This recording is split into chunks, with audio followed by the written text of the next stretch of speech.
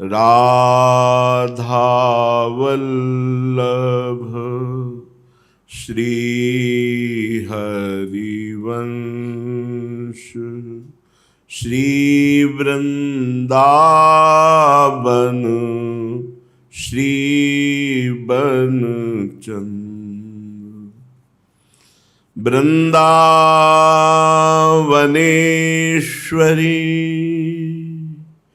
तवैव पदारविन्दं प्रेमामृतैकमकरन्द रसौघपूर्णम्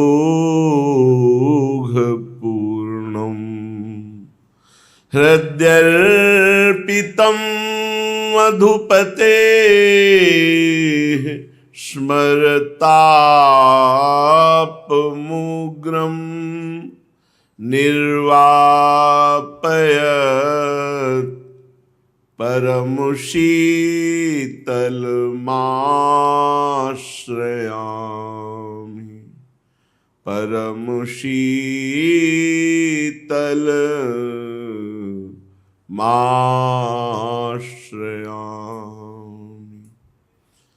परम सच्चिदानंद घन प्रेमानंद स्वरूप नवनिभृत निकुंज महामहिम परम पावन श्री वृंदावन धाम, श्री वृंदावन धाम के लाड़िले युगल सरकार प्राणाराध्य प्राण प्रिय श्री श्यामा श्याम समस्त सहचरी वृंद खग मृग पशु पंछी लता यमुना रस रानी रज रानी समस्त ब्रजवासी परिकर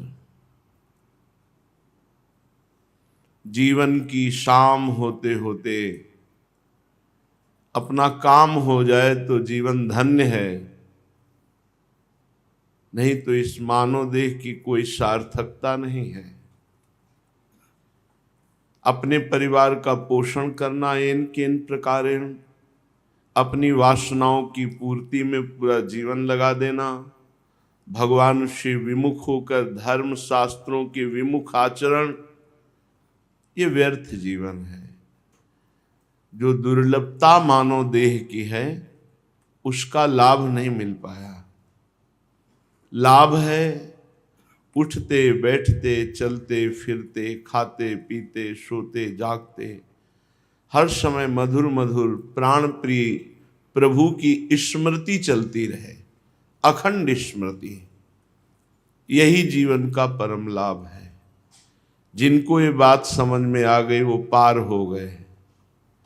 इस भव समुद्र से पार होने की जरूरत ही नहीं पड़ेगी, ये जड़ से सूख जाएगा। यदि हमारा निरंतर भगवत स्मरण चले तो ऐसा विशुद्ध ज्ञान होगा कि जैसे जगने के बाद स्वप्न की सत्ता ही नहीं रहती, ऐसे जेहि जाने जग जाए हेराई, जागे जथा स्वप्न भ्रम जाई। पर ये जागना होगा निरंतर भगवत भजन, निरंतर तैल धारावत अव्यावृत भजनात् अखंड भजन। तब खत्म होगा इस माया का ये जो प्रपंच नाटक है, जो हमें जन्म जन्मांतरों से अपने बंधन में डाले हुए है। बहुत कीमती जीवन और बहुत व्यर्थ जीवन जा रहा है। यदि भजन नहीं हो रहा तो व्यर्थ जीवन जा रहा है। छोटी छोटी बातों में लोग लड़ाई कर लेते हैं, एक दूसरे को मार डालते हैं। एक मर गया और एक जेल भोगा, दोनों की दुर्गति हो गई। ये क्रोध, ये काम, जनेंद्री के सुख के लिए पशुवत राक्षसी आचरण, एक को जनेंद्री के सुख के लिए मार डाला और आप जीवन भर या फांसी की सजा, दोनों का जीवन व्यर्थ। लोभ, धन के लिए किसी का अपहरण कर लेना, बेईमानी कर लेना, घूस लेकर के किसी निर्दोष को दंड देना और दोषी को बख्श देना, ये सब दुर्गति का कारण, दोनों की दुर्गति का कारण। जब तक अध्यात्म में प्रवेश नहीं है तो बिल्कुल जानवर जैसा जीवन है, पशु जैसा जीवन है। गोस्वामी जी कह रहे हैं पशु से भी नीचे जीवन है, क्योंकि पशु तो अपने प्रारब्ध का भोग भोग करके उन्नति को प्राप्त हो रहे हैं, और सबसे ज्यादा उन्नति को प्राप्त हुआ मनुष्य पाप कर्म करके नीच योनियों को जा रहा है। तिनते खरसूकर स्वान भले, जड़ता बस जे न कहें कछुए। उनसे सुअर कुत्ता गधा अच्छे, क्योंकि वो जड़ पशु योनि में अपने प्रारब्ध भोग कर पवित्र होकर उन्नति को प्राप्त हो रहे हैं, और हम दुर्लभ मनुष्य देह प्राप्त करके शास्त्र विमुख भगवत विमुख आचरण कर रहे हैं। ये हमारी दुर्गति है, जीते जी दुर्गति है। जीते जी तो अशांत है, मरने के बाद नरक आदि और भी अन्य यंत्रणाएं उनको भोगनी पड़ेगी। इसलिए बहुत सावधान हो जाओ। कोई तुम्हें 4 गाली दे तो सुन के चुप हो जाओ, कोई तुम्हें धक्का लगा दे तो सह जाओ। भगवान देख रहा है। अपने कर्म जाय अपकारी, उमा क्षमा सा पौते भारी। वो तुम्हारा अपमान करने वाला, निंदा करने वाला, तुम्हारा अहित करने वाला, वो खुद अपने कर्म का भोग भोग लेगा, तुम अपने को बचा लो। उमा क्षमा सापोहते भारी, श्राप से भी भारी क्षमा हो जाती है जब आप मौन होकर सह लेते हैं। ये मौन होकर सह लेना उसके लिए पतन का बहुत बड़ा कारण बन जाएगा। हम ये भी नहीं चाहेंगे कि उसका पतन हो। भगवान उसकी बुद्धि शुद्ध करें, अपने चरणारविंद में ले, पर अपने को चाहिए कि इस दुर्लभ मनुष्य देह को बचा लो। ये कहीं विपत्ति में न फंस जाए, कहीं समस्याओं में न फंस जाए, कहीं अधर्माचरण में न फंस जाए, नहीं तो भजन के लिए फिर चांस नहीं है। जब मन विपत्तियों में फंस जाता है, समस्याओं में फंस जाता है, फिर भजन का चांस नहीं रहता। फिर वही राग द्वेष का चिंतन, वही नाना प्रकार की धन आदि वस्तुओं का चिंतन। भगवत चिंतन रहित जीवन मृत जीवन है, निकृष्ट जीवन है, निंदनीय जीवन है। श्रीपाद प्रबोधानंद जी महाराज कह रहे हैं, वृंदावने जलद जाल समाकुलायाम, दिश्युल्लसत्तडिति कृष्ण रसोन्मदानाम, आदावभूद बिरलोद्गलदम्बुधारम, नेत्राम्बुजम गगनमंडलमास पश्चात। जो श्रीधाम वृंदावन का आश्रय ले लेता है, परम पावन वृंदावन धाम का वास स्वीकार कर लेता है, तो यहाँ नवीन मेघ मानो अभी वर्षा होने वाली है, ऐसे मेघ की कांति वाले श्री लालजू और दिश लसत तड़ित समस्त दिशाओं को अपने श्री अंगों से प्रकाशित करने वाली बिजली की तरह हमारी श्री लाडलीजू, ये जुगल जोरी यहाँ के वास करने वालों के समस्त पाप संचित कर्म नष्ट करके प्रेमोन्माद प्रकट करने वाली है। श्री भट्ट देवाचार्य जी कह रहे हैं, वृंदावन एक सुंदर जोरी, खेलत जहां तहां बंसी बट, नंद नंदन वृषभानु किशोरी, नंद नंदन वृषभानु किशोरी, वृंदावन एक सुंदर जोरी। भुवन चतुर्दश की सुंदरता, सुंदर श्याम राधिका गोरी। श्री भट्ट कहाँ लो बरनो रसनायक, नाही लख कोरी। श्री भट्ट देवाचार्य जी कह रहे हैं, कैसे वर्णन करूं। एक जीव है, अगर लाखों करोड़ों जीव होती तो शायद हम वर्णन करने की चेष्टा करते। त्रिभुवन में ऐसी सुंदरता कहीं न देखी गई है न सुनी गई है। जैसे सुंदर श्याम राधिका गौरी, श्री श्याम सुंदर ये मदन मोहन है, काम को मोहित कर लेने वाले मुनिमन मोहन, ये बड़े बड़े मुनियों के मन में परमानंद रंग कर अपने अधीन कर लेने वाले हैं। मोहन मुनि सघन प्रगट परमानंद गुण गंभीर गोपाला, ये ऐसे गंभीर गुणों से युक्त हैं गोपाल जी, ये बड़े बड़े मोहन मुनि मन रंगी, मोहन मदन त्रिभंगी, मोहन मुनि मन रंगी, बड़े बड़े मुनियों के हृदय में अपना प्रभाव प्रकाशित करके उनको अधीन कर लेते हैं, काम को अधीन कर लेते हैं। मुनिमन मोहन, मदन मोहन, और ये इतने सुंदर हैं कि अपना प्रतिबिंब देखकर स्वयं मोहित हो जाते हैं, इसलिए स्वमन मन मोहन है। और ऐसे मोहन को मोहित किए हुए हैं मोहिनी प्रियाजू। तो देवलोक भूलोक रसातल सुन कवि कुल मत डरिए, सहज माधुरी अंग अंग की कह कासो पट तरिए। इसीलिए श्री भट्ट देवाचार्य जी कह रहे भुवन चतुर्दश की सुंदरता, अगर 14 भुवनों की सुंदरता देखी जाए तो भी श्याम राधिका गौरी का उदाहरण नहीं दिया जा सकता। ये उपमा रहित जोड़ी है, ये अनुपम जोड़ी है। त्रिभुवन में कोई ऐसा नहीं जिससे उदाहरण दिया जाए कि प्रिया प्रीतम कैसे, बोले अमुक जैसे, नहीं। ये जोड़ी वृंदावन में विराजमान है। नख शिख सुषमा के दो, रत्नागर रसिकेश, अद्भुत राधा माधव जोरी सहज सुदेश। इस सुंदर देश में सहज दर्शन हो जाते हैं श्यामा श्याम के, पर इनका अनन्य हो जाए, इनकी दासता ऐसी अनन्य हो जाए जैसे श्रीपाद की है। श्रीपाद कह रहे हैं राधा आराधन निष्ठस्यांतस तापो नयाति में शांतिम, वृंदावनतः परतोन्य रूजाम्यू किम भवेत् चिकित्सान्या। मेरे हृदय में तो सिर्फ राधा किशोरी के चरणारविंद की आराधना की ही भावना है, बस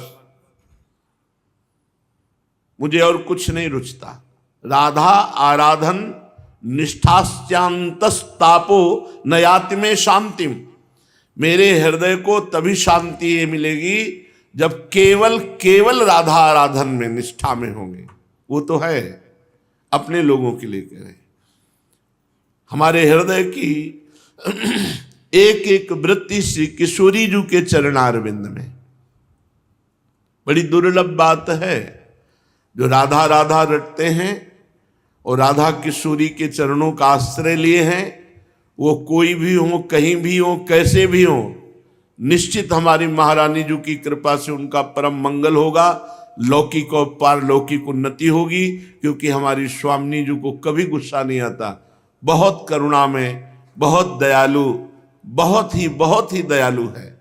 सच्ची मानिए दया की समुद्र है हमारी स्वामिनी जी। भूल से भी कोई कह दे हे राधा किशोरी मैं आपकी शरण में हूं, आजीवन की जिम्मेवारी ले लेती हैं। ये हृदय की बात कह रहा हूं, महापुरुष जन अपने हृदय की बात कहते हैं। श्रीपाद कह रहे जैसे किसी को कोई और रोग हो और दवा किसी और रोग की दी जाए तो उससे शांति नहीं मिल सकती और रोग बढ़ जाएगा। ऐसे ही मेरे हृदय का ताप समन केवल राधा किशोरी के चरणारविंद की आराधना से होगा, अन्य किसी आराधना से नहीं। माना वो औषधियां ही हैं, लेकिन अगर बुखार वाले को अन्य कोई रोग की औषधि दे दोगे तो उसको लाभ नहीं मिलेगा और जलन बढ़ेगी। ऐसे ही श्रीपाद कह रहे मेरे हृदय की शांति का विषय गोरे चरणारविंद की आराधना, श्री प्रियाजू की आराधना, राधा आराधन निष्ठायाम, मेरी निष्ठा है राधा चरणारविंद में। तो हमें अन्य जगह कहने, एकमात्र श्री किशोरी जी के चरणारविंद की। तो लालजू तो अपने आप अधीन है, अखिल कोटि ब्रह्मांड नायक परात्पर ईश, ये तो अधीन है, श्री गोरे चरणारविंद के अधीन है। नंद सुत मन मोदकारी, विरह सागर तरन, दास परमानंद छिन छिन श्याम जिनकी शरण, धन धनि राधिका के चरण। ये अखिल ब्रह्मांडों को आनंद प्रदान करने वाले प्रभु को भी मोद प्रदान करने वाले गोरे चरणारविंद हैं। लालजू के हृदय के विरह ताप स्मर ताप का समन करके परम शीतलता प्रदान करने वाले गोरे चरणारविंद हैं। परमानंद दास जी कह रहे हैं कि ये वो चरणारविंद हैं जो सबकी रक्षा करने वाले, सबको अपनी शरण में लेने वाले, वो इनकी शरण है। श्याम जिनकी छिन छिन शरण, धनि धनि राधिका के चरण। इसीलिए श्रीपाद कह रहे हैं हमको सिर्फ राधा आराधन निष्ठाया, शिव किशोरी जी के चरणारविंद की आराधना की निष्ठा है, अन्य नहीं माना। अन्य और भी औषधियां हैं भगवत प्राप्ति के लिए, पर जैसे रोग के लिए निर्दिष्ट दवा ही काम करती है, ऐसे मेरे हृदय को केवल राधा चरणारविंद से ही शांति मिलेगी। अलमते शास्त्रौघैरपि सुविदितैर व्यक्त वचनैर। अब बंद करो अन्य शास्त्रों की चर्चा, मुझे बिल्कुल नहीं सुहाती। अलमते शास्त्रौघैरपि सुविदितैर व्यक्त वचनैर, जो शास्त्रों में सिद्धांत बताए गए, वचन बताए गए, अब मुझे नहीं रुचते। महात्भिश्चालम ते ये इहि न विदो वेत्य निगिरा। अब मुझे महापुरुषों के बड़े बड़े वाक्य कुशल पटुता पूर्वक प्रवचन ये भी मुझे अच्छे नहीं लगते। श्रीपाद कह रहे अलम चा स्वाभ्यू हैरति परम दुर्ग प्रसरणई। ये तर्क वितर्क, ये ज्ञान विज्ञान, ये सब बड़ा पहाड़ जैसा है, मुझे इससे भी मतलब नहीं। बंद करो ये भी। तो आप चाहते क्या है? बोले रनाशंकम वृंदावन भुवि निवासम कुरु सखे। निशंक होकर वृंदावन में पड़े हो, राधा राधा जप रहे, बस ये हमें सुहाई दे रहा है। अब हमें न तो शास्त्र की वार्ता, न शास्त्र के सिद्धांत, न महावाक्य जो बड़े बड़े महापुरुषों के द्वारा प्रकट किए गए हैं, मुझे अन्य कोई प्रवचन, अन्य कोई शास्त्र चर्चा अब नहीं। अब तो बस राधा राधा राधा राधा और वृंदावन की रज में पड़े हैं। श्री राधा माधुर्योर यथा कदाचिन्न संभवी विरहा, तदृश वृंदावनयोस तथैव परमो बिना भावः। बिना वृंदावन का सेवन किए, बिना वृंदावन की रज का सेवन किए, बिना वृंदावन के रसिक जनों का सेवन किए राधा माधव का प्रेम विरह संभव नहीं है, प्रकट नहीं हो सकता, चाहे जो साधना करो। रेमन रसिकन संग बिन रंचन उपजय प्रेम। बिना प्रेमी जनों के संग के, ये संक्रामक रोग है प्रेम। जब हम प्रेमी जनों का संग करते हैं तो उनकी दृष्टि, उनका स्पर्श हमारे जीवन में प्रेम प्रकट कर देता है।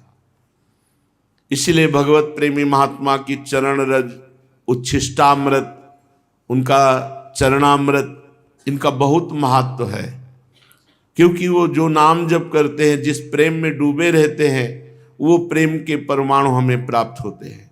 तो वृंदावन की रज, कोई कण ऐसा नहीं जो भगवत प्रेमी महात्माओं के रुदन से भींजा ना हो। गोपी जनों से लेकर अभी तक न जाने कितने महापुरुष हुए जो राधा माधव के प्रेम में आनंद अश्रु और विरह अश्रु बहाए।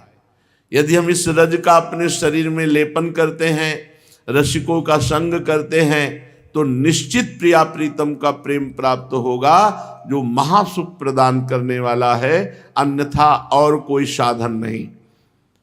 श्री राधा माधुर्योर यथा कदाचिन्न संभवी विरहा, संभव ही नहीं है, कोई साधन करके देख लो। तदृश वृंदावनयोस तथैव परमो विना भावा। बिना वृंदावन के प्रतिभाव किए, बिना वृंदावन की रज का सेवन किए, बिना वृंदावन के रसिकों का संग किए, प्रिया प्रीतम का प्रेम प्रकाशित नहीं हो सकता। गोस्वामी जी ने तो राम जी के प्रेम के लिए कहा है, यह गुण साधन ते नहीं होई, तुम्हारी कृपा पाव कोई कोई। कोई कोई आपकी कृपा से। तो आपकी कृपा का मतलब क्या है? भगवत प्रेमी महात्मा का संग। कहो कृपा उपजय के ही भांति, रसिकन संग फिरो दिन राती। कहो प्रिया प्रीतम का कृपा पात्र कैसे कोई बनता है? तो बोले जो रात दिन भगवत प्रेमी महात्माओं का रसिकों का संग करता है वही प्रिया प्रीतम का कृपा पात्र बनता है। इसलिए कह रहे हैं वृंदावन की रज, वृंदावन का आश्रय और रसिकों का संग, इसके बिना राधा माधव का प्रेम प्रकाशित नहीं हो सकता। आधीतम किम शास्त्रम गृणदमित वृंदावन गुणम, स्वधीतम किम तत्वम द्वय मधुर वृंदावन रति। यदि तुमने वृंदावन की रज का सेवन नहीं किया, एक दिन 2 दिन 4 दिन सही वृंदावन वास नहीं किया, तो तुम चाहे जितने शास्त्र पढ़ लो, आधीतम किम शास्त्रम गृणदमित वृंदावन गुणम, लेकिन आपके अंदर वो प्रेम प्रकाशित होने वाले सद्गुण नहीं आएंगे। वो वृंदावन की रज का सेवन करने से, वृंदावन की कृपा से आएंगे।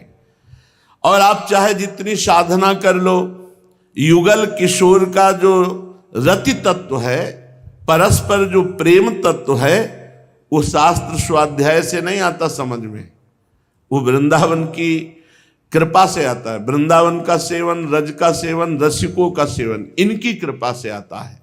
तो वृंदावन का आश्रय ले, वृंदावन का हो सके जितना वास करे और खूब नाम जप करे, प्रिया प्रीतम के भरोसे रहे, पापाचरण ना होने पावे, तो इसी जन्म में भगवत प्राप्ति हो जाए। चलते हैं श्रीमद् भागवत महापुराण।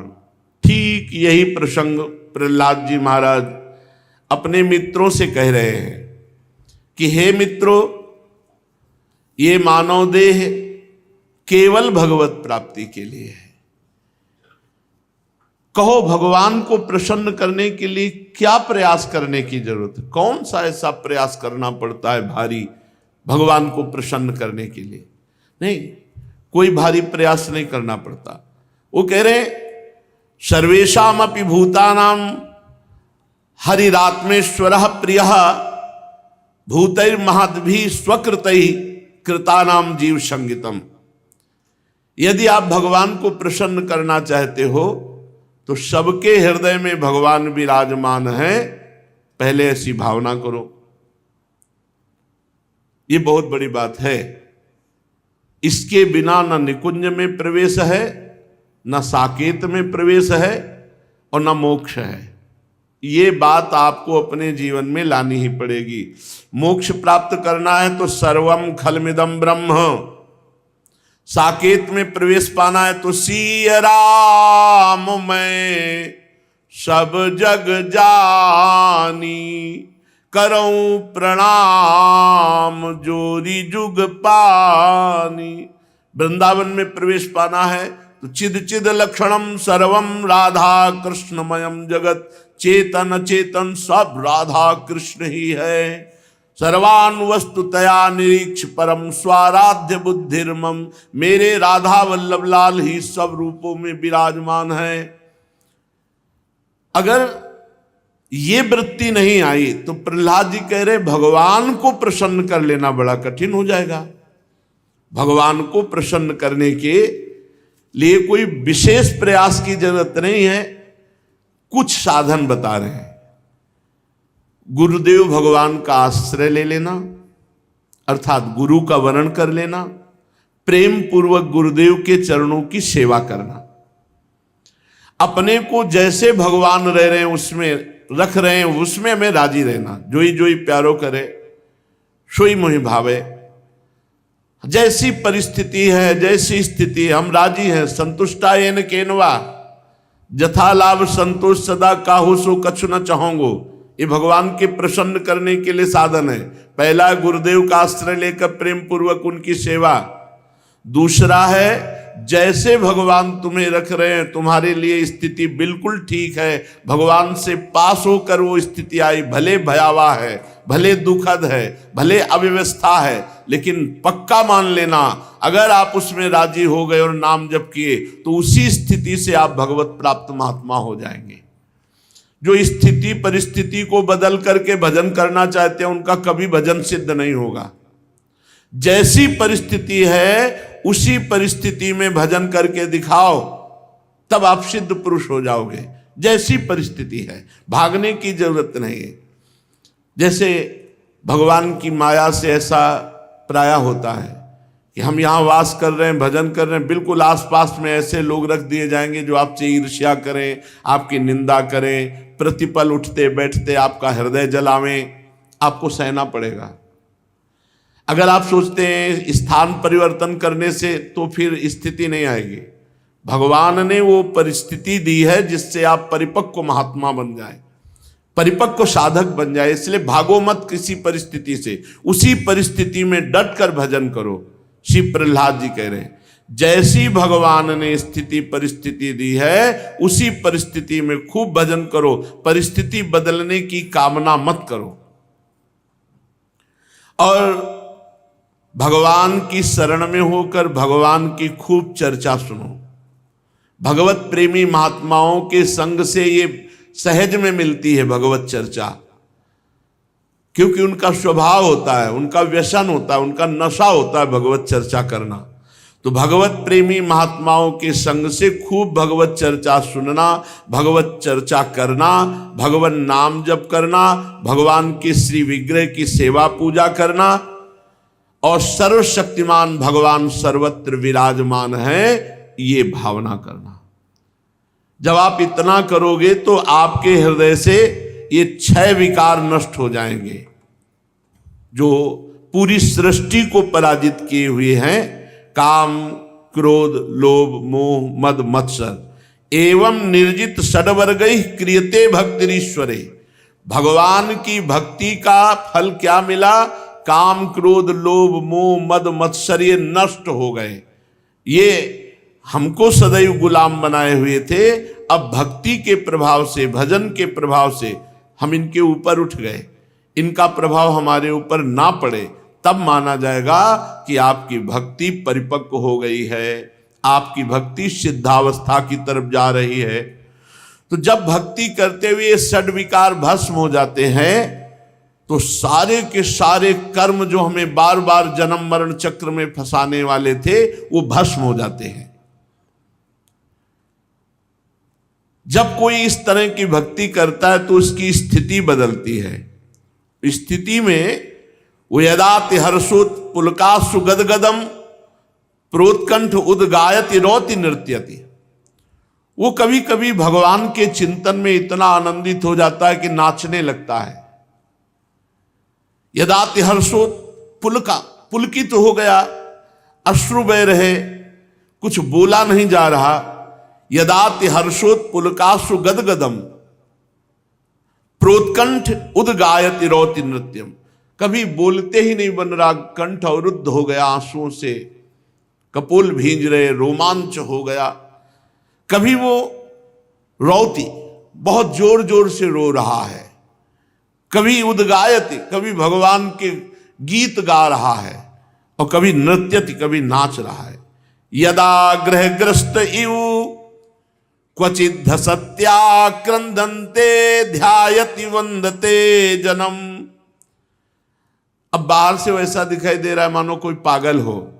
कभी सबके चरणों में वंदना कर रहा है, कभी भगवान में तन्मय होकर के समाधिस्थ हो रहा है, कभी बड़ी बड़ी लंबी सांसें खींच करके जोर से पुकार, हे जगतपते, हे गोविंद, हे नारायण, हे हरि, हा राधा, ऐसे पुकारता है। मुहु श्वसन वक्ति हरे जगतपते नारायणेत्यात्म मतिर्गतत्रपहा। आहा, बुद्धि से परे उसकी स्थिति है। कभी कभी भगवत भावना में इतना तन्मय हो जाता है कि वो स्वयं भगवत स्वरूप हो जाता है। अब जितना जन्म मृत्यु का कर्म का खजाना था सब भस्म हो गया इस भक्ति के प्रभाव से। इस अशुभ संसार के दलदल में फंसाकर अशुभ गति देने वाले जितने कर्म थे सब भस्म हो गए। इसी को विद्वान पुरुष ब्रह्म प्राप्ति कहते हैं, इसी को निर्वाण सुख कहते हैं, इसी को भगवत प्राप्ति कहते हैं। क्या? भगवान में तन्मय हो गया, शरीर की शुद्ध भूली हुई है, कभी रो रहा है, कभी हंस रहा है, कभी गा रहा है, कभी नाच रहा है, केवल अपने प्रभु के लिए। दिखावटी नहीं, बनावटी नहीं, दम्भ नहीं। दम्भी की तो बड़ी दुर्गति होती है, यहां सावधान होना चाहिए। ये केवल प्रभु के लिए है। ये जो नाचना है ये भगवान के लिए तो अमृतमय है और भोगों के लिए मृत है। नाचत अति रसाल ताल न शोभित प्रीति बिनु जनु बींधे जंजाल श्री हरिवंश कृपा बिना। बोले नाच रहे लेकिन लक्ष्य प्रिया प्रीतम की प्राप्ति या उनकी प्रसन्नता नहीं, आपस में एक दूसरा रजोगुणात्मक नृत्य। रजोगुणात्मक नृत्य एक होता है भागवतिक नृत्य। भागवतिक नृत्य में आंसू बह रहे, प्रभु सामने, उनके लिए वो नाच रहा है। और जो रजोगुणात्मक नृत्य है ना, ये भोगों में फंसाने वाला है। साधक भगवत मार्ग में चलता है, वो कामादि दोषों से ग्रसित होकर पूर्व संस्कारवश फिसल जाए तो भगवान उसे बचाते हैं और भगवान उसको कृपा करके आगे बढ़ाते हैं। लेकिन जो जानबूझकर नौटंकी नाटक दिखा करके और फिर भोगों का खेल खेलते हैं, इनकी बड़ी दुर्गति होती। एक होती विवशता पूर्वक आचरण बिगड़ जाना और एक होता जानबूझ करके आचरण गलत करना। ये जानबूझकर जो आचरण गलत किए जाते हैं, इनसे बड़ी दुर्गति होती। तो इसलिए कोई बनावटी रोए ना, बनावटी नाचे ना, बनावटी ये कोई दंभ ना करे, क्योंकि ये दंभ जो है ना, इस कभी कभी सम्मान प्राप्ति के लिए, किसी को ये दिखाने के लिए कि हम बड़े भगत हैं, किसी को लुभायमान करने के लिए, ये सब नहीं, ये केवल प्रभु के लिए है। इसीलिए हम कहते हैं कि नाचना है तो अपने कमरे में पहले दरवाजा बंद करो, फिर पर्दा लगाओ, कोई देख ना पावे कि तुम नाच रहे हो, और फिर नाचो अपने ठाकुर के सामने, फिर रो ठाकुर जी को गले लगाकर। देखो तो आनंद का स्वरूप क्या होता है। बोले नाचत अति रसाल ताल न शोभित प्रीति बिनु जन बींधे जंजाल। ऐसा लगता है जैसे जाल में फंस गए उसे छुड़ा रहे हो, ऐसा नहीं। बहुत सावधान, दंभ नाटक नहीं करना चाहिए, दंभ नाटक नहीं करना। समाज को दिखाने के लिए नृत्य, कोई तुम नृत्यांगना हो, प्रभु के लिए नाच। अगर नाच रहे हो तो सिर्फ सामने गोविंद हो, सामने प्रिया प्रीतम हो, इधर उधर दृष्टि ना हो, किसी अन्य को दिखाने के लिए नहीं। हे असुर कुमारो, हे मित्रों, तुम सबके हृदय में भगवान विराजमान हैं। भगवान का भजन करने में कोई परिश्रम नहीं है। अभ्यास ना होने के कारण नाम में मन नहीं लगता। अगर आप अभ्यास कर लें तो बहुत मीठा नाम है और ये स्वयं पकड़ लेता है। कुछ दिन आप जपो, फिर नाम आपको पकड़ लेगा। और वृंदावन में तो ये बात बहुत जल्दी सिद्ध हो जाती है। हिया फिरे स्वार्थ आपने और भजन गए फिरे बाह, यहां भजन पकड़ लेता है। वृंदावन में स्वार्थो उलट भजन होए जात। ये बड़ा दिव्य धाम है। पहले आप भजन पकड़ो, फिर आपको भजन पकड़ लेगा। तो जैसे दिल धड़कता है, आप नहीं धड़काते, ऐसे आपका नाम चलेगा, ऐसे आपका भजन चलेगा। प्राणियों में सब में भगवान विराजमान है। जो किसी से द्रोह करता है, द्वेष करता है, मारपीट करता है, तो प्रहलाद जी कह रहे राम राम राम। कितनी बड़ी मूर्खता है कि सब में विराजमान भगवान है, तुम उन्हीं भगवान के साथ ऐसा व्यवहार करते हो। सच्ची बात है। बहुत बढ़िया आनंदमय जीवन व्यतीत करने के लिए मनुष्य शरीर मिला है। ये मूर्खता हमको आनंद में जीने नहीं देती। बहुत बहुत निकृष्ट है। समस्त धन, स्त्री, पुत्र, पुत्री, महल, पृथ्वी, हाथी, खजाना, भांति भांति की विभूतियां, ये सब छूट जाएगा प्यारे।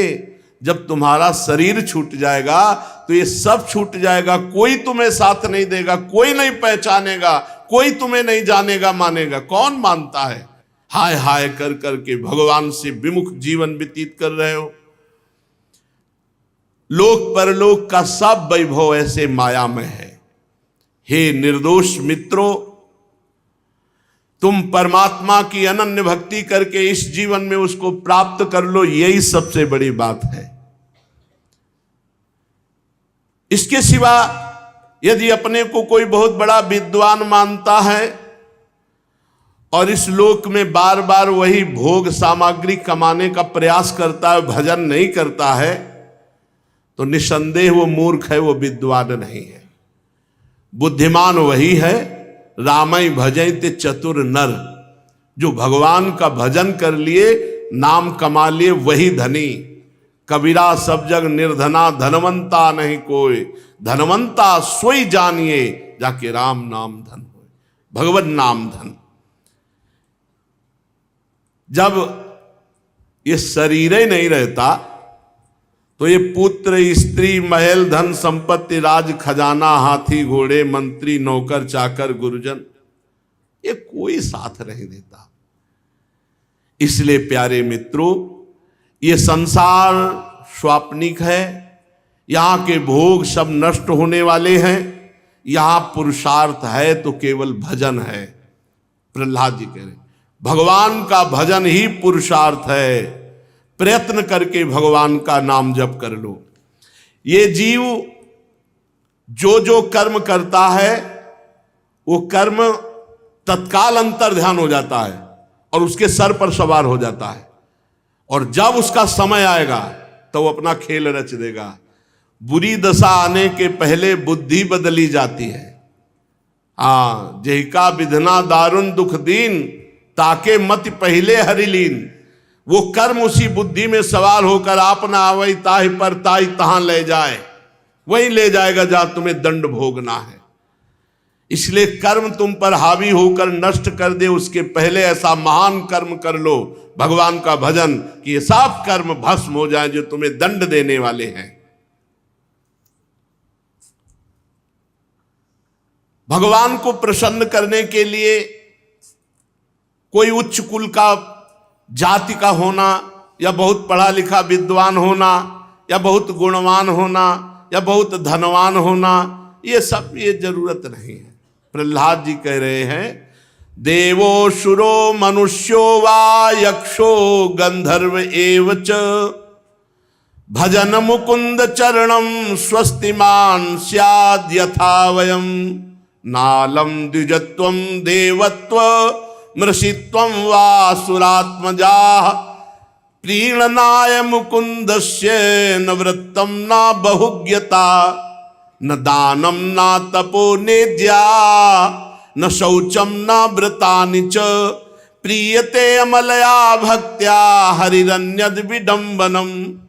भगवान को प्रसन्न करने के लिए, भगवान का भजन करने के लिए, ये जरूरी नहीं कि भाई ऊंची जाति में उनका जन्म हुआ तो भगवान को प्राप्त कर लेंगे। नहीं, प्रहलाद जी कह रहे हैं देवता दैत्य मनुष्य यक्ष अथवा गंधर्व कोई भी हो, जो भगवान के चरण कमलों का आश्रय लेकर भजन करता है, वो हमारे समान परम कल्याण का भाजन बन जाता है। दैत्य बाल को भगवान को प्रसन्न करने के लिए ब्राह्मण होना, देवता होना, ऋषि होना, सदाचारी होना, ज्ञान संपन्न होना, दानी होना, तपस्वी होना, याज्ञिक होना, या पवित्रता का निर्वाह करना, बड़े बड़े व्रतों का अनुष्ठान करना, ये पर्याप्त नहीं है। तो कैसे भगवान प्रसन्न होते हैं? भगवान के होकर भगवान का भजन करो बस।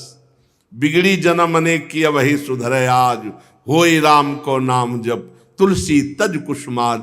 गंदे आचरणों का त्याग करके नाम जप करते हुए भगवान के आश्रित हो गया, ये इसी से भगवान प्रसन्न हो जाते हैं।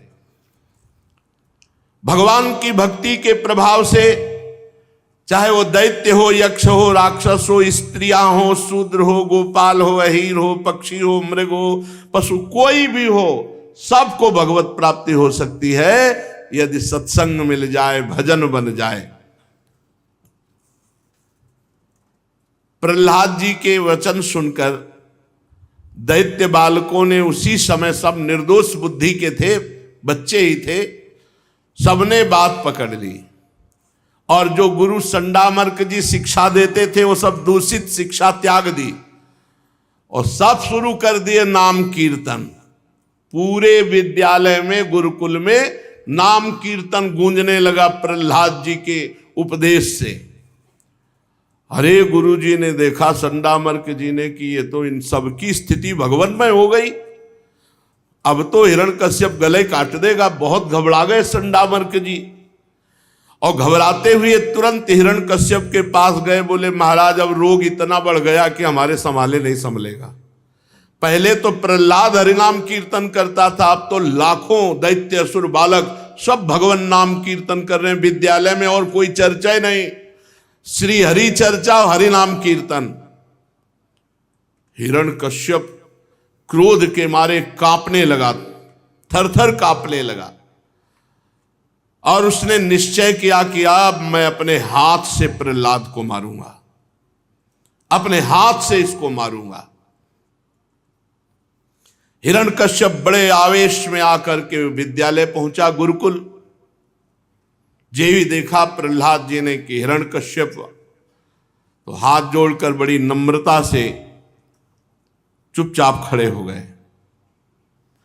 हिरण्यकश्यप तो स्वभाव से क्रूर था ही, जब ये देखा लाखों बच्चों को हरिनाम कीर्तन में लगा दिया, तो जैसे कोबरा के शरीर में पैर लग जाए फिर वो असहनीय नहीं हो जाता है, लात पड़ जाए तो असहनीय नहीं हो जाता है, वो फिर काट ही लेगा।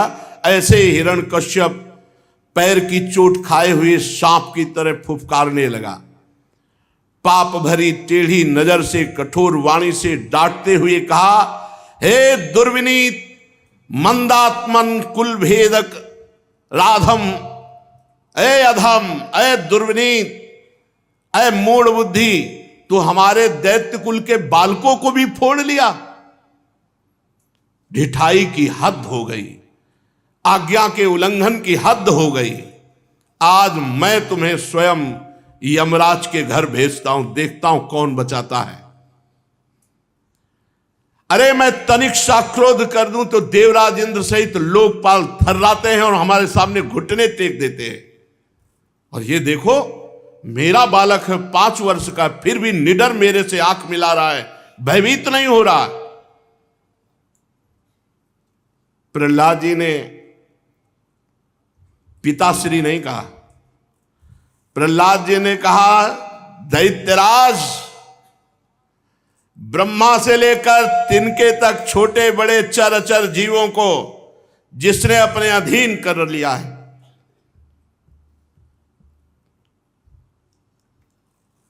उन्हीं बलशालियों के परम बल भगवान का मैं आश्रय लिए हूं। तू ये समझता है मैं तेरे से डर जाऊंगा? अरे ब्रह्मा से लेकर चर तक जितने बलवान हैं, जिनके बल से बलवान है, उन्हीं भगवान का मैंने आश्रय लिया है, मैं तेरे से डर जाऊंगा?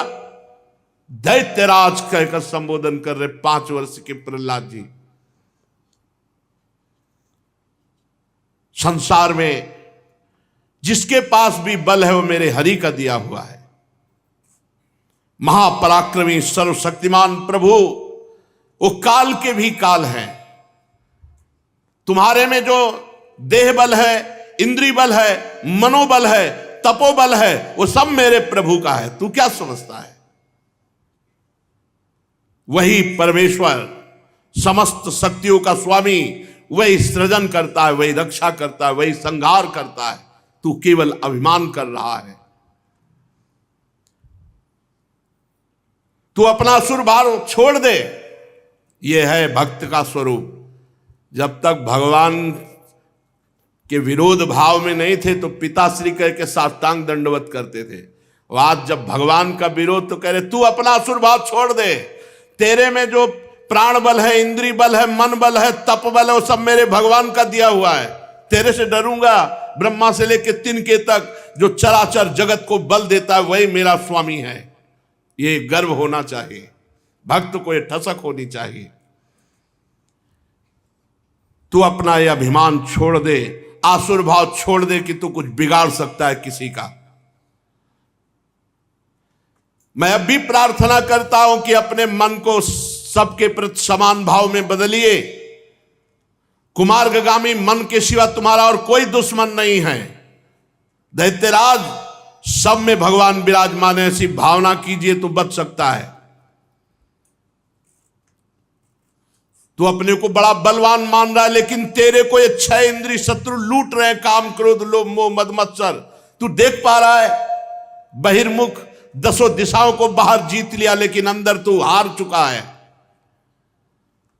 मूर्ख है। गजब की बात। वो मूर्ख है जो 10 दिशाओं को जीतने के बाद अपने को दिग्विजयी मानता है, लेकिन अंदर काम, क्रोध, लोभ, मोह, मद, मत्सर उसको परास्त किए हैं। जिस ज्ञानी एवं जितेंद्रीय महात्मा ने सर्वत्र समता के भाव को प्राप्त कर लिया है, उसके सब शत्रु मर मिट गए। काम, क्रोध, लोभ, मोह, मद, मत्सर। फिर बाहर तो शत्रु रह कैसे सकता है? हिरण्यकश्यप ने कहा, अरे मंद बुद्धि, तू मेरे को प्रवचन सुना रहा है, मेरे को उपदेश कर रहा है। अब उसकी दृष्टि में तो बालक ही ना प्रहलाद जी। हद हो गई, तेरे बहकने की हद हो गई। अब स्पष्ट हो चुका है, कोई दोष ना दे, मैं अपने हाथ से इसको मार रहा हूं। जब किसी की मृत्यु का समय होता है तो बेसिर पैर की ऐसी बातें बका करता है। अब आगे तूने मेरे सिवा और किसी को जगत का मालिक बताया है, तो बता तेरा जगदीश्वर कहां है? कहता सर्वत्र है। बांध दो इसको इस खंभे में। बांध दिए गए प्रहलाद जी। प्रहलाद जी को किंचन मात्र भय नहीं है। जैसे गीदड़ों के बीच में सिंह हो तो कैसा, वो कहीं दबने वाला थोड़ी खिलवाल भय करे। प्रहलाद जी को कोई भय नहीं, क्योंकि पता है कि मेरे प्रभु सब बलों के बल है। खंबे में बांध दिया। तो तेरा जगदीश्वर कहां है? क्या कहा? इस खंबे में भी है। तुझे इस खंबे में तेरा जगदीश्वर दिखाई दे रहा है? अरे झूठा, तू डींग हाँक रहा है। अभी अभी तेरा सिर धड़ से अलग करता हूं, देखता हूं तेरा वो सर्वस्व हरि जिस पर तुझे इतना भरोसा है, तेरी कैसे रक्षा करता है। बड़ा ये कथा कह लेना और सुन लेना बहुत सरल है, लेकिन परिस्थिति जरा थोड़ी देर के लिए प्रहलाद जी वाली परिस्थिति में आओ कि खंभे में बांध दिया गया और इतना त्रिभुवनपति पिता पूरे मारने के लिए तैयार है, लेकिन प्रहलाद जी की मुस्कुराहट में कोई फर्क नहीं। अभी अभी तेरा सिर धड़ से अलग करता हूं, देखता हूं तेरा सर्वस्व हरि कैसे तुझे बचाता है। जिस पर तुझे इतना गर्व है, भरोसा है, वो तेरी कैसे रक्षा करता है। इस प्रकार वो क्रोध में भर करके एक घूंसा खंभे पर प्रहार किया। कहां है तेरा हरि? तदैव तस्मिन्निनदोति भीषणो बभूवेनांडकटाहमस्फुटत् यं वै सुधष्ण्योपगतं त्वजादयः श्रुत्वा स्वधामाप्ययमंग में निरे। जे ही घूसे का प्रहार किया, ऐसा टहास आवाज आई, पूरा त्रिभुवन कांप गया। ऐसी ध्वनि कि लोक लोकपाल सब थर्रा उठे, मानो प्रलयंकारी आवाज हो। और हिरण्यकश्यप ने देखा ये घोर शब्द कहां से हुआ। तलवार छूट गई, ढाल छूट गई हाथ से, कांपने लगा। ऐसा भयंकर सिंहनाद। खंभे की तरफ देखा तो इतना तेज था कि उसकी आंखें चौंधिया गई, कुछ दिखाई ही नहीं दिया। शब्द करने वाला दिखाई ही नहीं दिया, इतना तेज था खंभे में। अपने प्रिय भक्त प्रहलाद के लिए भगवान ने ऐसा अवतार धारण किया जो न भूतो न भविष्यति, जो न कभी ऐसा रूप भगवान ने धारण किया। प्रहलाद के लिए ऐसा अद्वितीय रूप धारण किया। भगवान का रूप कैसा? कमर से नीचे तो मनुष्य का और कमर के ऊपर शेर का, सिंह का। ना पूरे मनुष्य हैं ना पूरे सिंह हैं, क्योंकि उसने मांगा था वरदान की ब्रह्मा का बनाया हुआ, तो ब्रह्मा का बनाया हुआ सिंह भी होता है और ब्रह्मा का बनाया हुआ मनुष्य भी होता है। लेकिन आज तक ब्रह्मा ने ऐसी सृष्टि नहीं रची कि जो नर भी हो और सिंह भी हो। नरसिंह अवतार भगवान का। हिरण्यकश्यप देखा अद्भुत रूप भगवान का, ना मनुष्य है और न सिंह है, नरसिंह, अलौकिक रूप भगवान का। हिरण्यकश्यप ये सोच ही रहा था कि ऐसा कैसे हो सकता है, खंभे से कैसे प्रकट हो सकता है। भगवान नरसिंह सामने आकर खड़े हो गए। इतना भयावना रूप, लपलपाती हुई जिह्वा, भाले की नोक की तरह खड़े हुए बाल, और सिंह की तो वैसे ही दृष्टि, और भगवान तो वैसे नाराज थे तो आप वैसे ही दृष्टि, भयंकर रुद्र दृष्टि, विकराल दाढ़ें, पीली पीली आंखें, बार बार ओंठ चाट रहे हैं अपने, छुरे के समान तीखी जिह्वा, फूली नासिका और ऐसा भयानक मुख, जबड़ों से ऐसे लाल टपक रही भयंकरता, विशाल इतना बड़ा शरीर की स्वर्ग को छू रहा है। गर्दन नाटी और मोटी, छाती चौड़ी, कमर बहुत पतली, चंद्रमा की किरणों के समान सफेद रोए शरीर पर चमक रहे हैं, और चारों ओर सैकड़ों भुजाएं फैली हुई है। बड़ा विचित्र रूप, और आयुध रूप में केवल नख है, किसी का साहस नहीं कि समीप पटक सके। भगवान के चक्र, सुदर्शन आदि श्रेष्ठ श्रेष्ठ आयुध वहां चक्कर काट रहे हैं। हुकुम हो बस केवल। जितने भी दैत्य और दानव थे सब भाग पड़े देख करके भगवान के नरसिंह रूप को। कोई वहां नहीं खड़ा रहा, ऐसा भयंकर रूप भगवान का। देखो ये वही लाड़िले हैं जो ललित त्रिभंगी बंशी वादन करते हैं, इतने लाड़िले, इतने दुलारे कि ऐसा लगता छाती से लगा लो है। वही ऐसे लगे ना कि सबकी छाती फटने लगी, हिम्मत नहीं किसी की नजदीक पहुंच जाए, सब भयभीत होकर भाग रहे। हिरण्यकश्यप ने सोचा हो ना हो ये महामायावी हरि ही हो, और इसने मुझे मार डालने के लिए ये रूप धारण किया है, परंतु इसकी चाल सफल नहीं होने देंगे। आखिरकार उन्हीं का लड़ाया हुआ चेला है ना, हरि का ही तो चेला है, हरि का प्रधान पार्षद जय विजय है, तो अच्छे गुरु का लड़ाया हुआ चेला कोई जल्दी हार थोड़ी मानने वाला है। सब भाग गए, हिरण्यकश्यप नहीं भागा, और सिंहनाद करके हाथ में गदा ली और नरसिंह भगवान पर प्रहार कर दिया। कच्चे गुरु का चेला थोड़ी है, सच्चे गुरु का चेला है, हरि का चेला है। नहीं, इस समय कोई टिका नहीं, केवल देख के सब भाग गए। और ये बहादुर हाथ में गदा लेकर भगवान नरसिंह जी के ऊपर प्रहार किया। परंतु जैसे पतिंगा आग में गिरकर अदृश्य हो जाता है, ऐसे ही भगवान नरसिंह के तेज में वो लापता हो गया। सर्वशक्तिमान भगवान प्रलयंकारी भय प्रकट करते हुए अट्टहास कर रहे हैं। जो नरसिंह भगवान पर गदा मारी तो जैसे छोटे सांप के बच्चे को गरुड़ जी अपने पंजे से ही पकड़ लेते हैं, ऐसे भगवान ने गदा सहित हिरण्यकश्यप को पकड़ लिया। फिर भगवान ने सोचा थोड़ी देर तो खिलवाड़ कर ही दे, फिर छोड़ दिया। अब वो जैसे सांप गरुड़ के चुंगल से छूट जाए तो फन फैलाकर काटने के लिए दौड़ता है। ऐसे ही भगवान पर बार बार अस्त्रों का प्रहार कर रहा। लोकपाल घबरा रहे हैं, भगवान से प्रार्थना करें, प्रभु ज्यादा छूट मत दो, मारी डालो।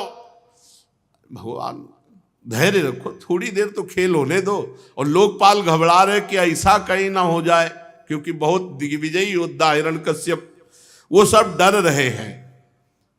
तलवार ढाल लेकर के भगवान से बाज की तरह, जैसे बाज पक्षियों पर टूट पड़ता है, ऐसे वो बार बार भगवान के ऊपर वार कर रहा है हिरण्यकश्यप। भगवान पैतरा बदल बदल करके उसके वार को व्यर्थ कर देते हैं। हिरण्यकश्यप ने दहाड़ लगाई। भगवान ऊंचे स्वर से प्रचंड भयंकर अट्टहास किया, उसकी आवाज को दबा करके हिरण्यकश्यप की आंखें बंद हो गईं। जिस समय भगवान ने दहाड़ लगाई, जैसे सांप चूहे को पकड़ ले, ऐसे भगवान ने हिरण्यकश्यप को पंजे में पकड़ लिया। बहुत छटपटा रहा है, लेकिन एक हाथ के पंजे से हिरण्यकश्यप नहीं निकल पा रहा। महाबली भगवान, और ये हमारे भगवान हैं, यही अपने प्रभु हैं, यही अपने स्वामी हैं। जब भक्त के लिए अवसर पड़ा तो देखो ऐसा भयानक रूप धारण कर लिया। नहीं, इतने लाड़िले हैं कि भक्तजन सदैव इनको अपने हृदय में ही बसाए रखते हैं। कैसे कैसे तुम्हें बताएं, कितने प्यारे हैं, कितने दुलारे हैं, कितने लाड़िले, कितने सुकुमार हैं। अति सुकुमारी लाड़िली पी किशोर सुकुमार, फूल सिरीसहुते सुकुमारा। फूल सिरीसहुते सुकुमारा, और ऐसे कठोर है। बस यही बात है, हमारे प्रभु कुसुम से भी कोमल है। कुसुमादपि कोमलानि वो वज्रादपि कठोराणि, वज्र से भी कठोर। भक्त के लिए अवसर पड़ जाए तो देखो कैसा रूप। भगवान ने एक हाथ के पंजे से ऐसे पकड़ लिया, हिरण्यकश्यप छटपटा रहा है। जैसे बाज के पंजे से पक्षी नहीं निकल सकता, ऐसे ही हो। अब भगवान ऐसे उठा के उसको ले गए पंजे में फंसा के, और जाके बैठे देहली पर, सभा की। उसने कहा था ना घर के भीतर न बाहर, तो देहली में।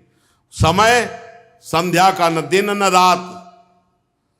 देहली पे बैठे, न नीचे न ऊपर, और अपनी जांग पे ऐसे गिरा लिया।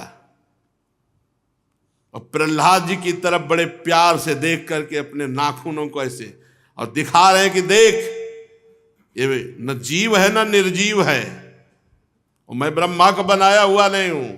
न दिन है न रात है, न भीतर हूं न बाहर हूं, न ऊपर हूं न नीचे हूं। पूरे वरदान सब गिना के भगवान मारे, ऐसा नहीं। और इसके बाद भगवान ने नखों से उसकी छाती फाड़ डाली हिरण्यकश्यप की, जैसे गरुड़ महाविषधर सांप को चीर डालते हैं। अपनी जंघा पर गिराकर अपने नखों से नरसिंह भगवान चीर डाला उसे।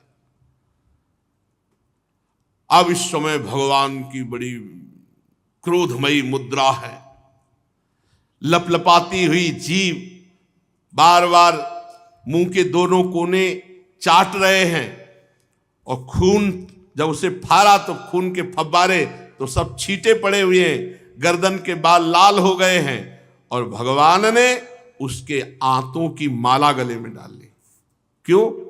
क्योंकि इन्हीं आंतों से अन्न पचा, इन्हीं आंतों से वीर बना, और उसी वीर से प्रहलाद जी का जन्म हुआ। तो धन्य है आते जिनसे भक्त का प्रादुर्भाव हुआ।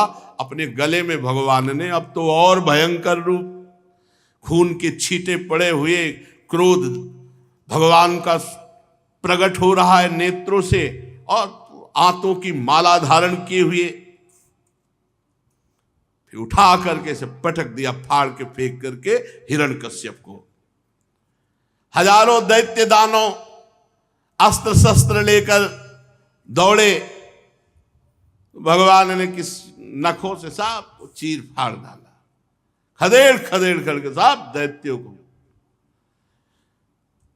जेव नरसिंह भगवान अपने गर्दन के बालों को फटकार करके, दहाड़ मार करके जो दैत्य सामने फाड़ के फेंक देते हैं। नेत्रों के तेज से सूर्य आदि सब फीके पड़ गए, श्वास के धक्के से समुद्र क्षुब्धायमान हो गया, सिंहनाद से दिग्गज चिल्लाने लगे, पृथ्वी डगमगाने लगी, कोई सामना करने वाला अब नहीं बचा। अभी क्रोध की अग्नि शांत नहीं हुई थी नरसिंह भगवान की, जाकर के त्रिभुवनपति हिरण्यकश्यप के सिंहासन पर विराजमान हो गए। क्रोधपूर्ण भयंकर अट्टहास कर रहे, बार बार गर्दन के बाल फटकार रहे हैं। सब देवी देवता सब थर्रा रहे, कैसे भगवान का क्रोध शांत हो। सबने भगवान के ऊपर पुष्पों की वर्षा की। अब तो ढोल नगारे बजने लगे, अप्सराएं नृत्य करने लगी। ब्रह्मा, भगवान शंकर, देवराज इंद्र, ऋषि, देवता, पितर, सिद्ध, विद्याधर, महानाग, मनु, प्रजापति, गंधर्व, अप्सराएं, चारण, यक्ष, किमपुरुष, बेताल, सिद्ध, किन्नर, सुनंद, कुमुद आदि भगवत पार्षद सब आ गए। भगवान हिरण्यकश्यप के त्रिभुवनपति सिंहासन पर विराजमान है। भगवान ब्रह्मा जी दूर से इतना भयंकर रूप है, दूर से हाथ जोड़ करके, प्रभु आप अनंत हैं, आपकी शक्ति का कोई पार नहीं पा सकता, आपका पराक्रम विचित्र है, आपका कर्म परम पवित्र है। यद्यपि गुणों के द्वारा आप लीला से ही संपूर्ण विश्व की उत्पत्ति, पालन और प्रलय करते हैं, पर आपका कोई संबंध नहीं है स्थिति, पालन और संहार से, इसलिए आप निर्विकार हैं। हे प्रभु हम नमस्कार करते हैं, आप अपना क्रोध शांत कर लीजिए। देवाधिदेव महादेव जी ने कहा, प्रभु प्रभु अब क्रोध मत कीजिए, नहीं कल्प का अंत हो जाएगा, सृष्टि का विनाश हो जाएगा। जिसके कारण क्रोध किया था वो तुच्छ दैत्य तो मारा जा चुका है। प्रभु मैं आपकी शरण में हूं, और देखो प्रहलाद जी भी हाथ जोड़े खड़े हैं, आप इस भक्त को निर्भय कीजिए और अपने क्रोध का शमन कीजिए। देवराज इंद्र ने कहा, हे पुरुषोत्तम आपने हमारी रक्षा की, हमारे यज्ञ भाग सब ये हिरण्यकश्यप खा जाता था, आज आपने उसका पेट फाड़ करके मानो हमें सब वापस कर दिया। ये तो अपने स्वार्थ की बात कर रहे हैं, इनको और कुछ नहीं, हमारे यज्ञ भाग वापस कर दिए, बड़ी कृपा, हमारा महल मिल जाएगा, हमारी भोग सामग्री। प्रभु मैं इसके आतंक से बहुत भयभीत हो गया था, भले मार डाला, आपका बहुत कृपा प्रसाद है, पर प्रभु आप क्रोध शांत कीजिए। प्रभु वैसे तो हम सब देवता भोगी ही हैं, पर कृपा हो जाए तो आपकी सेवा मिल जाए, प्रभु ऐसी कृपा कीजिए और क्रोध शांत कीजिए। फिर ऋषियों ने कहा, है प्रभु हम तपस्या द्वारा सारे जगत का मंगल करते हैं, हम कठोर तपस्या करते हैं, उस पूरे जगत को अपनी तपस्या देते हैं जिससे जगत का मंगल हो, लेकिन इस दैत्य ने उस तपस्या का उच्छेद कर दिया। हे भक्तवत्सल भगवान आपने अवतार धारण करके हम तपस्वियों, हम ऋषियों की रक्षा की। फिर पितरों ने हाथ जोड़कर कहा, प्रभु हमारे परिवार के जब पिंडदान करते थे तो अकेले ही खा जाता था हिरण्यकश्यप, प्रभु जब वो तिलांजलि देते थे तो ये पी जाता था, आज आपने उसकी छाती फाड़कर हम सबको मानो सब लौटा दिया। हे प्रभु हम सब पितरों के आप ही रक्षक हैं, हे नरसिंह देव आपको नमस्कार है, आप अपने क्रोध को शांत कीजिए। सिद्ध पुरुषों ने कहा, हे नरसिंह देव ये दुष्ट अपने योग और तपस्या के बल से हमारी सब योग सिद्धियां छीन ली थी, आज आपने नखों से उसको फाड़ करके उसके घमंड को मिट्टी में मिला दिया। हम आपके चरणों में विनीत भाव से नमस्कार करते हैं, आप क्रोध शांत कीजिए। विद्याधरों ने कहा, प्रभु ये मूर्ख हिरण्यकश्यप इतना घमंडी था कि हम लोग विद्याधर हैं, हम दिव्य विद्याओं के ज्ञाता हैं, इसने सब विद्याएं अपने अधीन कर ली थी, हम आपको प्रणाम करते हैं। नागों ने कहा, प्रभु ये पापी बड़ा बलवान था, हमारी दिव्य मणियां छीन ली थी और हमारी सुंदरी स्त्रियां भी छीन ली थी। आज आप उसकी छाती को फाड़ करके हमें बड़ा आनंद प्रदान किया। प्रभु आपकी जय हो, आप क्रोध शांत कीजिए। मनुओं ने कहा, हे देवादिदेव, हम आपके आज्ञाकारी मनु हैं, लेकिन ये दैत्य किसी की बात नहीं मानता, सब धर्म मर्यादाओं को भंग कर दिया था। आज इस दुष्ट को मार करके आपने हमारी रक्षा की, आपकी जय हो। प्रभु हम आपको नमस्कार करते हैं, आप क्रोध रहित हो जाइए। प्रजापतियों ने कहा, हे परमेश्वर, आपने हमें प्रजापति बनाया, लेकिन इसके आगे हमारी एक नहीं चलती थी। ये हमारी सृष्टि का जो सृजन कार्य है उसको इसने रोक दिया था। आज आपने इसकी छाती फाड़कर जमीन पर पटक दिया, हमारी रक्षा की। हे प्रभु हम आपको नमस्कार करते हैं, आप क्रोध रहित हो जाइए। गंधर्वों ने कहा, प्रभु हम आपको नाच करके, गान करके, संगीत सुनाकर रिझाने वाले सेवक हैं। इस दैत्य ने हमको अपना गुलाम बना रखा था, आपने इस दैत्य की ऐसी दशा कर दी तो कुमार्गामी पुरुष की ऐसी ही दशा होती है। जय हो हे हरि, आपकी जय हो। चारणों ने कहा, प्रभु ये सज्जनों के हृदय को पीड़ा पहुंचाने वाला दुष्ट मारा गया, हमें बहुत प्रसन्नता हो रही है, सज्जनों को बहुत सुख मिला। हम सब आपके चरण कमलों की शरण में हैं। हे जन्म मृत्यु संसार चक्र से छुड़ाने वाले भगवान, आप प्रसन्न हो जाओ। यक्षों ने कहा, प्रभु हम लोग आपके प्रधान सेवकों में गिने जाते हैं, पर हिरण्यकश्यप ने हमें पालकी ढोने वाला कार बना लिया था। प्रभु आज मार करके हम लोगों को बड़ा सुख प्रदान किया। किम पुरुषों ने कहा, प्रभु अत्यंत तुच्छ हम लोग किम पुरुष हैं, पर आप सर्वशक्तिमान महापुरुष हैं। जब सत्पुरुषों ने इसका तिरस्कार किया, धिक्कार किया, तो इस कुपुरुष को आपने नष्ट कर दिया। अब आप प्रसन्न हो जाइए। बैतालिकों ने कहा, भगवान हम लोग बड़ी बड़ी सभाओं में ज्ञान यज्ञ का वर्णन करने वाले हैं और आपकी महिमा गाते हैं। इस दुष्ट ने जबरदस्ती हमारी सब ये बातें रुकवा दी। आज बड़े भाग्य की बात है कि महारोग की तरह इस हिरण्यकश्यप का आपने विनाश कर दिया। किन्नरों ने कहा, भगवान आपने कृपा करके इस पापी को नष्ट कर दिया, हमारा बड़ा अभ्युदय हुआ, अब आप प्रसन्न हो जाइए। भगवान के पार्षदों ने कहा, हे शरणागत वत्सल, हे नृसिंहदेव, ये भयानक रूप आज तक हमने आपका नहीं देखा। भगवान के पार्षदों ने कहा, हम तो आपके आज्ञाकारी सेवक हैं, पर प्रभु जिसके प्रति आपने क्रोध किया वो भी आपका पार्षद ही है, आपका सेवक ही है। सनकादि के शाप से वो आपका विरोध कर रहा था, इसलिए प्रभु अब तो आप प्रसन्न हो जाइए।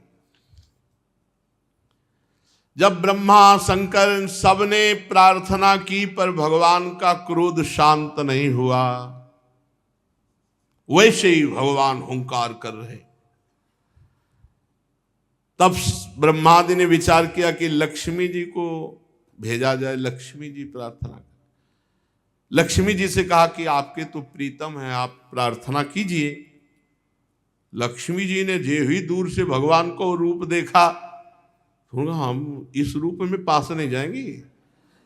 भयवसम, हमने तो अदृष्टा सुत पूर्वत्वात् सा नोपे आय संकिता, न मैंने सुना न मैंने ऐसे देखा अपने प्रीतम का रूप, हम ऐसे समय में पास नहीं जाएंगे, लक्ष्मी जी ने कहा।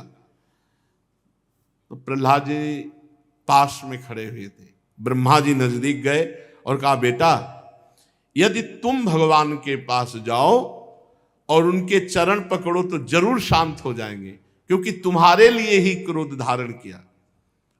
ब्रह्मा जी के ऐसा कहने पर लक्ष्मी जी तो पास भी नहीं गई और प्रहलाद जी दौड़ पड़े। जैसे अपने माता पिता से मिलने के लिए पुत्र दौड़ पड़े ना, तो प्रहलाद जी को कोई भय नहीं है नरसिंह भगवान से। स्तुति में वर्णन भी करते हैं कि प्रभु आपका भयंकर रूप दूसरों को भय दे रहा होगा, मुझे नहीं दे रहा, क्योंकि मेरे प्रीतम हो आप। प्रहलाद जी ने दौड़ करके जाकर भगवान के सामने साष्टांग दंडवत किया। भगवान नरसिंह देव जी ने देखा प्राण प्रिय प्रहलाद चरणों में पड़ा हुआ है, उठ खड़े हुए सिंहासन से और भगवान प्रहलाद जी को ऐसे उठाकर हृदय से लगा। कितना भगवान अपने भक्तों को प्यार करते हैं कि ब्रह्मा जी, शंकर जी, बड़े बड़े देवता विनय किए, प्रहलाद जी के लिए भगवान सिंहासन से उतर करके हृदय में इतना अपार वात्सल्य, जैसे अपने बेटे को ऐसे गोद में बैठाकर ऐसे सहला रहे और चाट रहे हैं अपनी जिह्वा से। ओहो, भगवान अपनी जिह्वा से चाट रहे हैं और प्रहलाद जी को कर कमल से, क्या सौभाग्य, अहो भाग्य, इसके आगे मोक्ष क्या है। नरसिंह भगवान ने नन्हे से प्रहलाद जी को दुलार कर रहे, भगवान के कर कमल का स्पर्श होते ही प्रहलाद जी में जो कुछ बचे खुचे अशुभ थे वो सब भस्म हो गए। तत्काल उन्हें तत्वबोध हो गया, तत्वज्ञानी महात्मा तत्वबोध हो गया, तत्काल परमात्म तत्व का साक्षात्कार हो गया। मम दर्शन फल परम अनुपा, जीव पाव निज सहज स्वरूपा। गोस्वामी जी बड़े अनुभवी महापुरुष, देखो यहां लिखा, तत्काल तत्वबोध हो गया, तत्काल स्वरूप बोध हो गया, उन्हें परमात्म साक्षात्कार हो गया। सपद्य अभिव्यक्त परमात्म दर्शन। बड़े प्रेम से प्रहलाद जी का भगवान सर से आंखों से अश्रु भगवान के भी वात्सल्य में झर रहे, हृदय से लगाए हुए प्रहलाद जी को गोद में बैठाए हुए जबान से चाट रहे, अश्रुओं से अभिषिक्त कर रहे, कर कमल फेर रहे। प्रहलाद जी को जो तत्वबोध, जो अपार आनंद प्राप्त हो रहा है, ये चरम अवस्था है आनंद की, इससे बढ़कर कोई सुख नहीं। इसीलिए इस सुख की प्राप्ति के लिए भक्तजन मोक्ष का भी त्याग कर देते हैं। भगवान के हृदय में प्रेम की धारा है, ये नेत्रों से आनंद अश्रु झरने लगे भगवान की। प्रहलाद जी की तो दशा, लेकिन भगवान की दशा, यही प्रेम महाबली है। भगवान से भी बढ़कर प्रेम महाबली है, जो जीव के जीवत्व का विस्मरण करा दे, इसके ईश्वत्व का विस्मरण करा। भगवान को विकल कर दिया प्रेम ने, इसीलिए भगवान को प्रेमाधीन कहा गया है। प्रेमाधीन, अजित को जीत लेता है प्रेम, इसीलिए भक्तों के पीछे पीछे डोलते हैं प्रेमाधीन भगवान। आनंद अश्रु झरने लगे। प्रहलाद जी गोद में है ना, ऐसे देख रहे भगवान को, जैसे गोद में लिए था, ऐसे भगवान को निर्निमेष नयनों से। और भगवान के मुखारविंद का दर्शन करके भगवान से जो विनय की स्तुति की, बहुत सुनने लायक, ज्ञान विज्ञान भक्ति से संपन्न है। खूब आनंद पूर्वक इसका स्वाद लेंगे। आगे शेष समय में वो भगवान कराएंगे तो आगे शेष समय में चर्चा होगी। श्री राधा वल्लभ लाल की।